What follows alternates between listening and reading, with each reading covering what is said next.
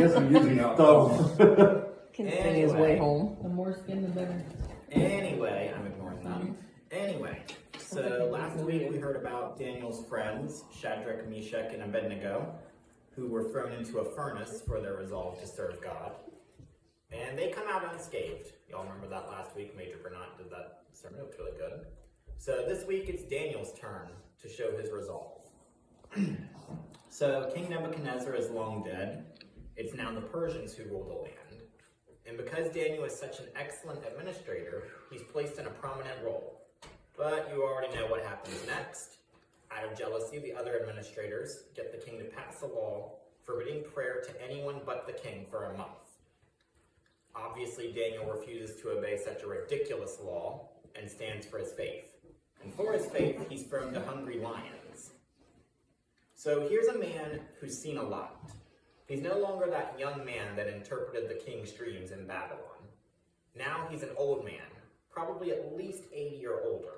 In that time, he's seen a lot. His home in Jerusalem was destroyed when he was very young. More than likely, most of his family was killed when that happened. And we don't read about his friends in this chapter, so it's safe to assume that they're probably dead by now. Throughout his life, he's had to fight for his freedom to serve the only God. And now he finds himself in that situation yet again. So as an administrator, Daniel was blameless. He took to his job with enthusiasm, making sure he was clean of corruption. He lived his life as a follower of God should, doing his job and doing it well. There was no legitimate complaint that could be brought against him. And the king took notice. In fact, he was so impressed, he planned on making Daniel his right-hand man over the entire Medo-Persian Empire. I don't have a map, but just note that's a large section of land. Well, these other administrators, they're not happy about that. Maybe they just weren't as good as Daniel at the job. Or maybe they were corrupt or lazy. Or maybe, because Daniel was a true servant of God, he'd been blessed, while his pagan co-workers weren't. Whatever the reason, they decide they cannot stand for Daniel's success. They want him gone. Imagine that for just a moment. Think about hating a coworker so much just because they're above you in work that you want them dead. I better not be any of you here this morning. How you doing? I'm ignoring that. Nice to meet you. You should want your coworkers to prosper, just like you would want your own family to. And that's just a peek at how depraved these people are. No whispering. But you know what comes next. The law is passed, and there's no petitions allowed to be made to any gods or any men but the king himself for 30 days. Doesn't seem like much, but it is. But Daniel refused to play along with this nonsense. I can wait. No. But Daniel refused to play along with this nonsense. I'm reminded of when Jesus told us to render to Caesar what is Caesar's, but to give to God what is God's. He continues to pray 3 times a day, knowing the danger and not caring. Now let's stop just for a moment there. How often do you pray? Don't answer that out loud, just answer it in your head. But be completely honest with yourself. And when you're praying, are you doing it because you want to talk to God himself? Or are you praying because you have a list of demands you think he needs to pay attention to? Too often, we just pray before bed or before meals. We don't actually have a desire to talk with God. We just want what he can give us. To most, he's not our loving Father in heaven. He's our divine vending machine. Put in a prayer, get out a car, a house, a job, etc. You fill in the blank. We need to remember that prayer isn't about us. It's not about me, and it's not about the rest of you sitting here this morning. The small crowd sitting here this morning. It's so much more. Prayer was a vital part in the life of Jesus, as it was in the lives of all God's people. And I wish it was more important today. When was the last time you just thanked God without asking for anything in return? Prayer is your time with God, and he wants you to come to him in all things. I'm guilty of this. Usually when bad things happen, I pull out my phone first to call a friend and tell them.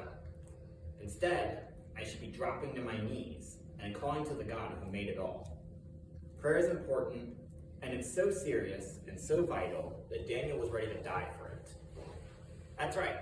Just imagine for a moment that you would be executed for your faith. Imagine that a law came out tomorrow that going to church would get you killed. For many of us here in America today, persecution just isn't relevant anymore. After all, gone are the days when Romans marched from door to door looking for Christians for the arena or the cross. Gone are the days when Nero set believers on fire so his gardens could have light at night, or Diocletian tossed Christians to wild animals for food. We're not living through that. Our focus is on anything else because we aren't being persecuted. But for some of our brothers and sisters across the world, persecution is very real. I'll give you a few examples of persecution. So let's see. In India, for instance, mobs of Hindu extremists beat and kill Christians almost every week. Just the other week, a 52-year-old man named Bhima was shot to death by one mob because his son is a pastor. In North Korea, even the possibility that you're a Christian will land you in a forced labor camp. And yet, these Christians, they endure this kind of treatment. The church is growing all across the world, especially in these countries, despite the persecution. That's because they are genuine to their faith. Are you? Jesus tells us that persecution will spread in the end times. Now, I have absolutely no idea when Jesus is coming back. I hope it's soon. But I know Satan is working to kill us off or to get us to renounce our faith. That's going to increase the longer we're here. Are you sitting here as a true follower of the living God this morning? Then I have news for you. The world hates you. We shouldn't be under any delusions otherwise. In other countries, our brothers and our sisters are dying for their faith. Yet here we keep that life-saving message to ourselves in the name of tolerance and acceptance. Already the church has felt persecution. I remember in school, I would be mocked and ridiculed because I was a Christian. I've lost friends because I believe in Jesus. One day, maybe even tomorrow, you'll need to make a choice between God and the world. And it will be public, and it will be final. No returning later, and no second do-overs. So let me ask you this again. Could you die for your faith? Are you prepared? Is it that important to you? It was for Daniel. He knew the consequences of praying, but he did it anyway. Now I'm sure the other admins, they think they've caught him in their well-planned little trap. They knew he couldn't resist praying to God. That's because Daniel didn't hide his faith. They knew exactly where they could get him. They even say so. They say, we will have no way of getting at Daniel unless we do it by the law of his God. Keep that, we'll be back for it in just a moment. And because the law is binding, he's thrown to the hungry lions. I bet you those other administrators probably went home and had a party or a feast or whatever you'd want to call it. They'd done it. Daniel was out of the way and they could do as they pleased. And as for faithful Daniel, was he ripped to shreds by vicious animals? No. God saved him. The only way he can. That's because Daniel was faithful to God. So are we prepared? We can read throughout history how many followers of God have been slaughtered. Some God has saved through miraculous ways, like Daniel, Shadrach, Meshach, and Abednego. Others have died in agony, not because their faith was weak or because God didn't love them. Our God is loving and he is kind.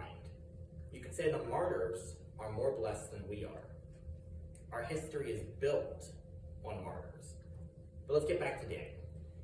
God saves him, and the next morning, King Darius sees that God is stronger than his most vicious lions. Which, a side note, who keeps lions just standing around? This guy's crazy. The king recognized this because, as I said, Daniel was public with his faith. What about you? Can your coworkers look at you and say they know you're a Christian? Or could they easily mistake you for an atheist or any other belief? And as for those wicked administrators, well, they met the fate they wanted Daniel to go through. God had saved Daniel as a testimony, and it obviously works. We can just read the last couple of verses from the chapter. Then Darius the king wrote to all the peoples, nations, and men of every language who were living in all the land, "May your peace abound.